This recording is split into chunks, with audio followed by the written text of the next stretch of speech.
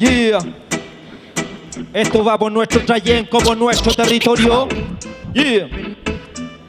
Dice: como en Ralco quieren hacer lo mismo en Pilmaiquén, matando todo lo hermoso que tiene su Nehuen. Cada río tiene su fuerza y su belleza, no dejemos que la destruyan con su represa. Como en Ralco quieren hacer lo mismo en Pilmaiquén, matando todo lo hermoso que tiene su Nehuen. Cada río tiene su fuerza y su belleza, no dejemos que la destruyan.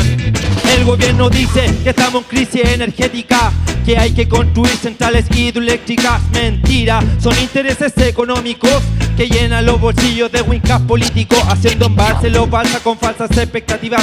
Desarrollo puro toyo, inunda la tierra nativa. Nuestra Mapu es pureza y no se manosea. Si quieren destruirla, mapucha la pelea. El Alto Biobío, Pehuenche en agonía. Fuerte sufrimiento era para la Patagonia. Represas y torres de alta tensión, bajo el amparo del Estado, el privado hace invasión. Peñunamos y no nos permitamos que sigan destruyendo el lugar donde habitamos.